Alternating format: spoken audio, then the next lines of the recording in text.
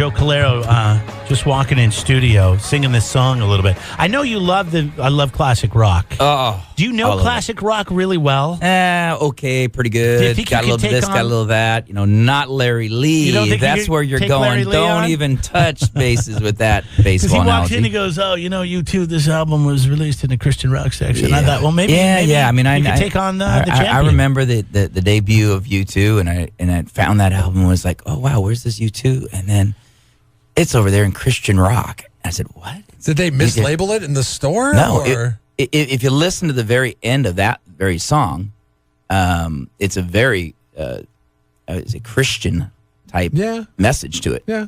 And so it was originally out there in the Christian rock, and then they, of course, kind of became mainstream, and the rest is history. They became a mega rock star band. You a baseball fan? Did you watch the series? Had to watch a little baseball last night. I mean, not obviously, we're all Seattle guys, and so we're the Seattle Mariners, but we can't really cheer for them anymore. So, are they still a franchise? Yeah, I was going to say. Yeah, when was the last time when last time anybody got excited about talking about Seattle Mariners baseball? Well, and baseball is one of those sports that it consumes you because of the length of the schedule. So wherever you're geographically located, you become an automatic fan of that baseball team because, like, in the summertime, it's the only game in town. So you got all summer long, and that's kind of what people talk about. And 162 games plus postseason, it's hard not to have some exposure to it. So I've, by de facto, over the last 11 years living here, have become a casual Dodgers fan. Okay? I'm not like a diehard Dodgers fan, but I do pay attention to what they're doing because of where we are. Just like the Giants. The Giants are in the World Series. You live on the Central Coast. You see a bunch of orange caps running around. You're like, yeah, hey, cool. Let me ask you, because you're a coach. Become a product of your environment. First, one word to describe the game last night. And if you were coaching, I mean, I know you don't coach baseball, but you're a coach. Think coach mentality. What was one thing you would have done different?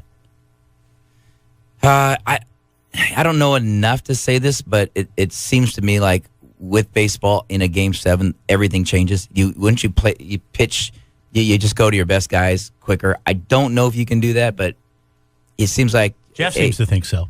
Do you go just 2 innings and boom, pull them? One inning, you go to Darvish, Kershaw, Darvish.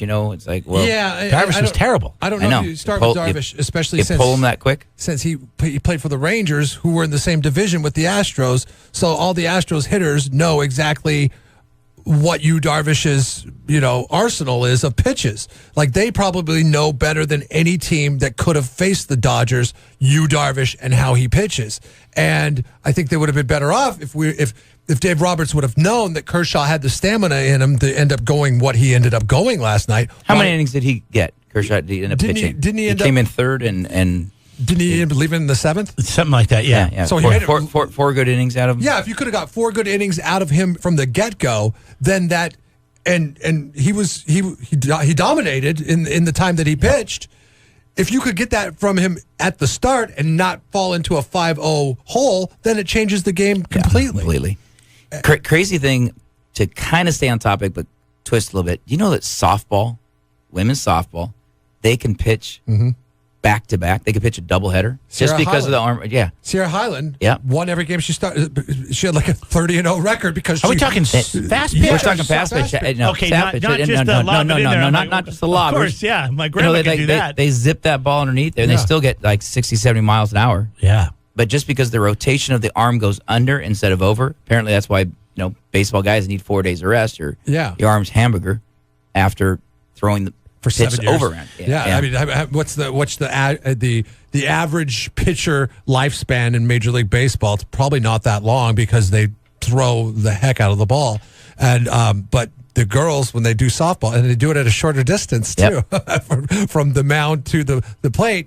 They could go out day in, day out, day in, day out. But at the end of the day, what's the story? Is the story bad coaching because they didn't pull him sooner, or is it because we weren't able to take advantage of situations where they could have actually put points on the board? There's no way it's the poor coaching, because you also have to realize you got to believe in the going with your other guys. I mean, you got to look at that as let me ask you this question: if you got your star guy out there, and you could have gone 1 inning and pulled him, 2 innings and pulled him, but he just gets jumped on right away. If you got one it's of your pretty best easy to players, coach from hindsight. Yes, exactly. And your best player is struggling in a game. At what point do you put him on the bench to take a minute to kind of gather himself because he's missing shot after shot after shot, turnover after turnover? Yeah, whatever. I mean, you just see one of your best guys out there struggling in a game that you want to win. I mean, is there ever a time you put him on the bench? There are two kinds of struggling. Struggling because you're trying too hard and you're pressing, and struggling because you partied all night and you look like you're sluggish. I mean, the guy comes in and he just looks like he's not there. College, yeah. Yeah. Well, you just look at guys once in a while, and you look at somebody and you go like, he's not here tonight. Mm-hmm. And you're like, hey, pull him out of here and wake him up. And then you get somebody else in there. But another time you'll have a guy who's just so amped. They're traveling. They make bad. You can feel the difference between guys trying too hard and you let them burn their energy off a little bit. At what point in your coaching career did you get a good pulse on that? Your radar has been honed in to where you can tell at a pretty quick clip that one of those two reasons, I mean, are you still learning? 100%. The hardest part, no doubt, in coaching is every single year's new guys on your team. Yeah. You're learning new people. I mean, you're not coaching basketball, you're not coaching baseball, you're not coaching you're coaching football, you're coaching people. Mm-hmm. And so you're trying to figure out each new, in our case, a student athlete, an 18-year-old brain. You get to the major leagues, the NBA, you got pros. They say you're a pro, you're supposed to act professional and know what you're going to get out of somebody. But let's be honest, we're all human beings, and something happens at home. You just had a kid and you're only getting 4 hours of sleep, and somebody comes in and they're kind of rummy. And then, or he's a 19-year-old who's signed a $4.8 million contract and they're out partying, or you've got just somebody who's just nervous because this is their one and only chance, or somebody who's new. Like, we have our first game tonight, and there's going to be a couple guys that have never been in a Division I game. They might be 20, 21 years old, even if they're junior college transfers, and you're like, oh, they've played in front of people before. It's still different. The World Series is still different. Cal Poly basketball tonight, kicking off the 2017 season with their first exhibition game. First and only, Coach?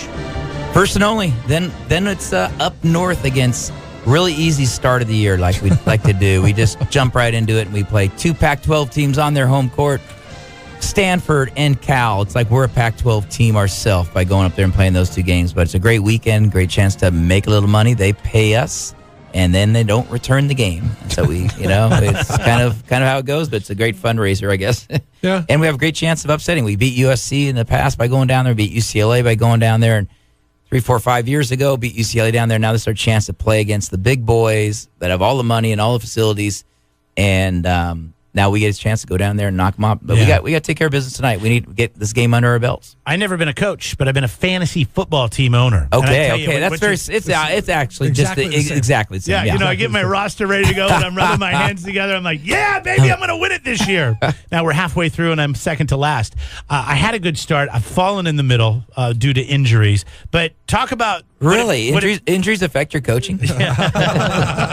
You would know nothing about that, right? See how similar it is? You see how similar it is? But talk about your energy and your thoughts and, what it feels like right now before you've played your first game. Greatest time of the year for a coach right now.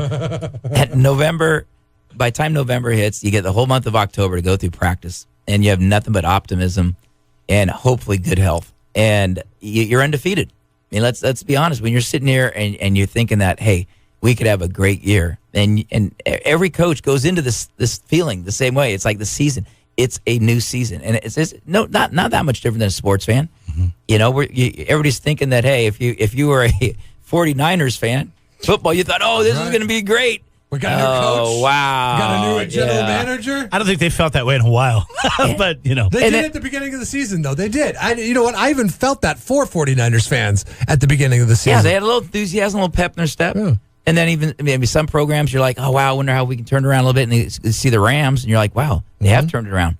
Rams are competitive. I mean, I was down there when the Seahawks beat them, of course. But, That's right. There's still people fooled at the NFL Network that think they're a better team, even though we beat them. Fooled, exactly the word.